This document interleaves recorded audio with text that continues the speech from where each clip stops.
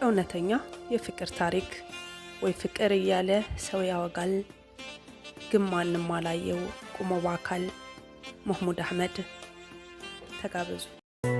ወይ ፍቅር ያለ ሰው ያወጋል፣ ግን ማንም አላየው ቆሞ በአካል። ማንም ሰው እኮ አላየው ቆሞ ሲሄድ በአካል።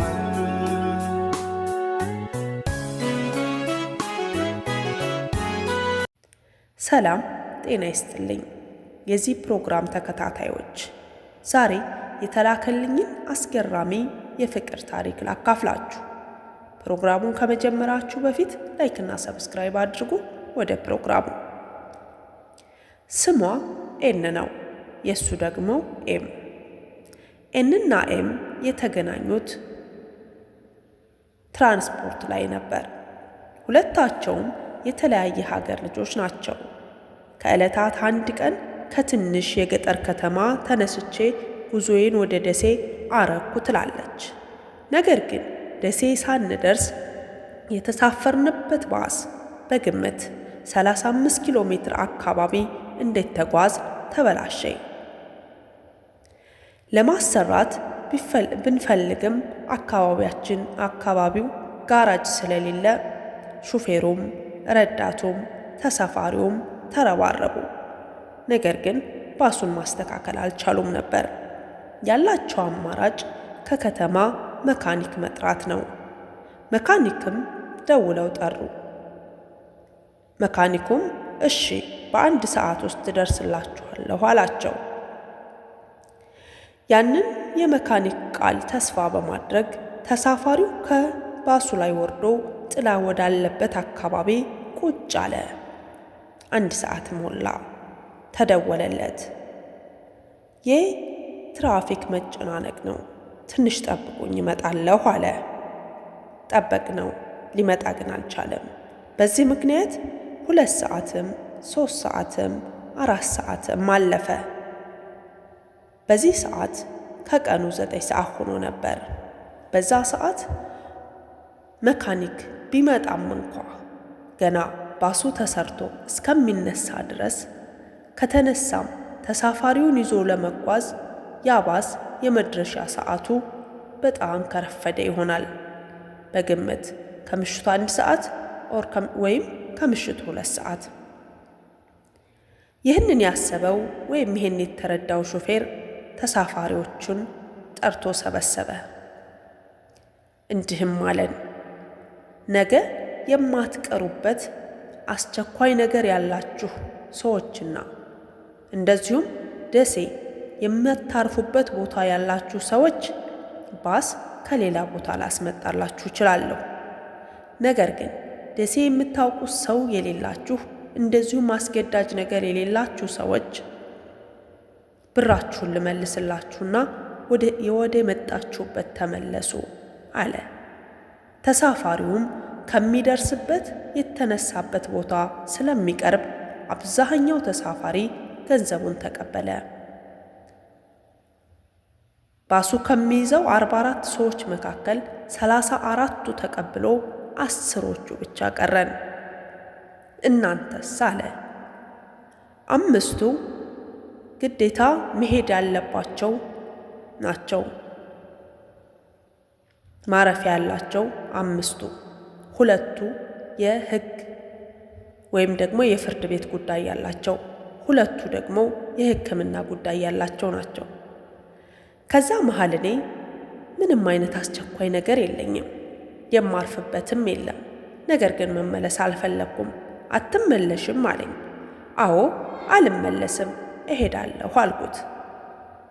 እርግጠኛ ነሽ አለኝ። አሁንም ደግሞ አዎ እሄዳለሁ አልኩት።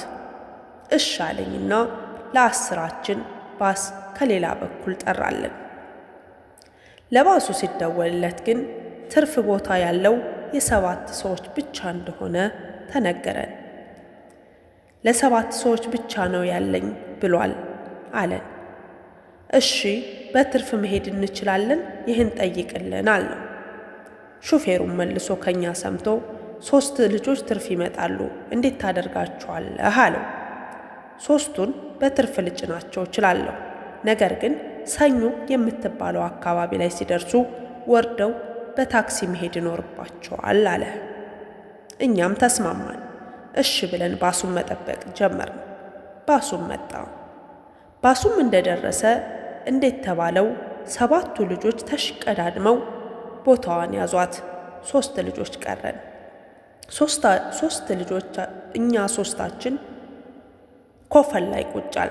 ኮፈን ማለት ከሹፌሩ ጀርባ ማለት ነው። ፊታችንን ወደ ተሳፋሪዎቹ አዙረን ቁጫል። ከፊት ለፊቴ አንድ ቁጥር ላይ የተቀመጡት 2 ሴትና ወንድ ተሳፋሪዎች ቁጭ ብለዋል። ፊት ለፊት ያለው ልጅ በጣም ቆንጆ መልከ መልካም አማላይ ነገር ነው። አየሁት። ልቤም ወዳው ደነገጠ። ምን አይነት ስሜት እንደሆነ ግን አላቅም። እንደዚህ አይነት ነገር አጋጥሞኝ ስለማያውቅ ማለት ምን እየሆንኩ ነው? ገረመኝ። ለምንድን ነው ልቤ እንደዚህ የመታው? ምን እየሆንኩ ነው? አሁንም ራሴን ጠየቁ። ግን ምን እንደሆነ አላቅም። ቀጥ ብዬ ልጁን ላየው አልቻልኩም፣ አልደፈርኩም፣ ፈራሁት። አጎንብሼ ለረጅም ሰዓት ቆየሁ። በመሃላችን ጸጥታ ሰፈረ። ይህንን ጸጥታ በምን ማጥፋት አለብኝ? ልቤንም ፍርሃቴንም ማስወገድ አለብኝ ብዬ አሰብኩና ምን ላውራቸው ብዬ ትንሽ ደቂቃ ካሰላሰልኩ በኋላ ወደ መስኮቱ ዘወር ስል የተንጠለጠለች ትንሽዬ ጫት አየሁ። ጫቷን አትቅሟትም አልኩኝ ቀስ ባለ ድምፅ። ልጁ ቀደም ብሎ እቤት ፈርሻ የምትጠብቀኝ ሴት አለች አለኝ። ያኔ ታድላ አልኩ በውስጤ። ለምን እንደዛ አልኩ? እማቀው ታሪክ የለም፣ ግን በቅጽበት የተሰማኝ ነገር ቢኖር እድለኛ እንደሆነች ነው ልጅቷ። ኦ ፈርሻ የምትጠብቅህ ልጅ አለች? አይ ጥሩ ነው፣ በቃ ባለቤትህ ነች አልኩት መልሼ። አይ አይደለም፣ ስቀልድሽ ነው ባክሽ፣ ቅሚያት የተረፈችኝ ናት፣ ትንሽ ቆይቼ ቅማት አለሁ አለኝ። መልሶ ደግሞ ልቤ የተረጋጋ ያህል ተሰማኝ። አሁንም በመሃላችን ሌላ ጸጥታ መጣ። አሁን ምንም የማናገርበት መንገድ የለም። እነሱም ሊያናግሩኝ አልቻሉም። በዚህ መሃል መኪናው ላይ ሙዚቃ ተከፈተ። ሙዚቃውም እንደዚህ ይላል። ማርዬ ማርሸት ማር ወለላ ያለኔ ማን ሊመኘው ያንቺን ገላ ይላል። የጃኖ ባንድ ሙዚቃ ነበር። ይህም ሙዚቃ ጋብዤሻለሁ አለኝ። ሙዚቃው ከዚህ በፊት ሰምቼው አላቅም። ምን እንደሆነም ምን እንደሚልም የማውቀው ነገር የለም።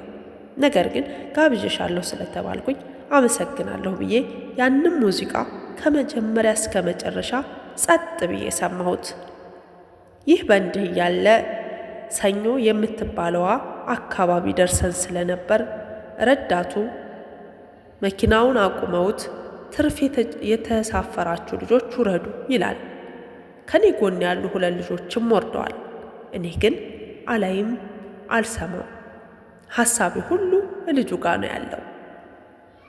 ትርፍ የሆናችሁ ውረዱ እየተባለ ነው አለኝ እሱ። መቼ ደረስን እንዴ አልኩት። ዘወር ስል እንደተባለው የተባለችው ቦታ ላይ ደርሰናል። ረዳቱም ሻንጣይን ገተት እያደረገ ውረጅ አለኝ። አልወርድም አልኩት ቆጣ ብዬ።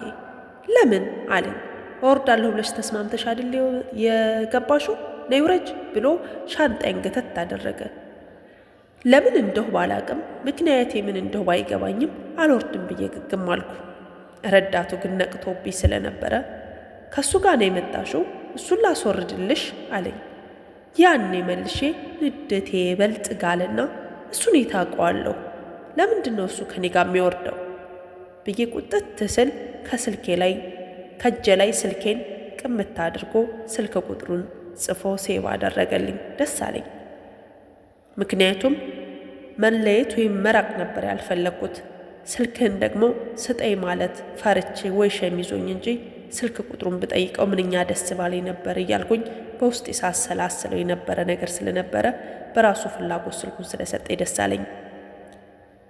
በዚህም ስልኩን ተቀብዬ ደስታዬን እያጣጣምኩኝ፣ ነገር ግን ልቤ ወደ ኋላ እየቀረ ክፍት እንዳለኝ እዝን እንዳልኩ ከባሱ ላይ ወረድኩ። ከሐሳቤ ሊወጣ አልቻለም። እያሰላሰልኩት ነው። ከዛስ ምን ይፈጠር ይሆን? በፓርት 2 ጠብቁኝ፣ እንገናኛለን።